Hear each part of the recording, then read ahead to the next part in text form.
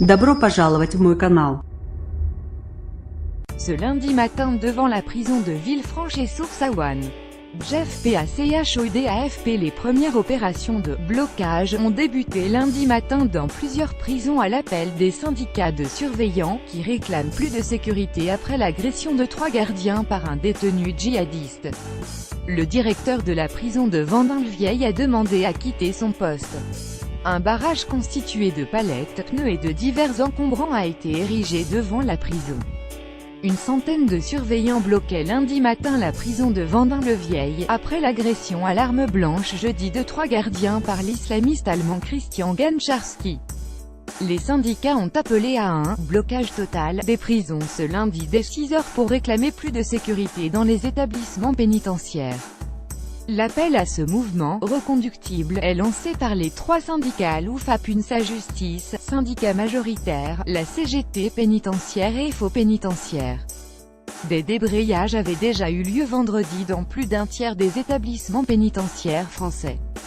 L'IRA-USSI Pas-de-Calais. Un ancien d'Al-Qaïda agresse des gardiens de prison. Les premières opérations de blocage ont débuté lundi tôt dans la matinée dans plusieurs prisons. À Fresnes, environ 150 agents se sont réunis à partir de 6 h autour de barricades dressées le long de l'allée bordant le mur d'enceinte du centre pénitentiaire. La maison d'arrêt de Villepinte et les centres pénitentiaires de Mochoconin et de Réau étaient totalement bloqués à 6 h 30, selon des sources syndicales à l'AFP.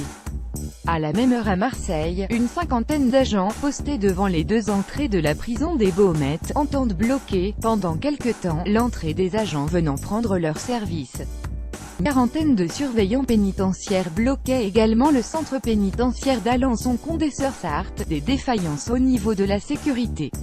La ministre de la Justice Nicole Belloubet doit se rendre mardi dans cette prison du Pas-de-Calais, où 3 gardiens ont été blessés jeudi à l'arme blanche par l'islamiste allemand Christian Gancharski, un des instigateurs de l'attentat contre la synagogue de Djerba, Tunisie, qui avait fait 21 morts en avril 2002. Les syndicats critiquent en particulier le récent allègement des conditions de détention de l'agresseur et réclament le départ du directeur de cet établissement ultra sécurisé, situé à une trentaine de kilomètres au sud de l'île, et inauguré en mars 2015 et qui abrite actuellement 100 détenus. Cette agression a mis en avant des défaillances au niveau de la sécurité, souligne auprès de l'AFP Christopher d'Orangeville, secrétaire général de la CGT pénitentiaire. Le directeur de la prison de Vendin-le-Vieil a demandé à quitter son poste, fait savoir ce lundi l'administration pénitentiaire. Samedi matin, le cabinet de la garde des Sceaux a reçu les syndicats, mais ceux-ci disent avoir quitté les discussions en claquant la porte. Aucune réponse concrète aux revendications portées par nos organisations syndicales respectives ne nous a été apportée afin de mettre un terme à l'absence de considération et de moyens, notamment en matière de sécurité, au sein des établissements pénitentiaires, ont dénoncé les 3 syndicats dans un communiqué commun. Le ministère de la Justice a demandé une mission d'inspection dans cette prison. La garde des Sceaux prendra les décisions adaptées dès la remise des conclusions, a indiqué samedi la chancellerie.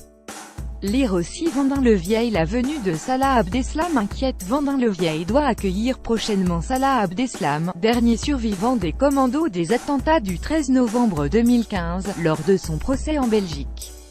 Abdeslam est actuellement incarcéré à Fleury-Mérogis près de Paris dans des conditions extrêmement rigoureuses, à l'isolement et sous vidéosurveillance permanente. Nicole Belloubet a estimé qu'il n'y a pas de raison de revenir sur cette décision, en dépit de cette agression. Avec AFP.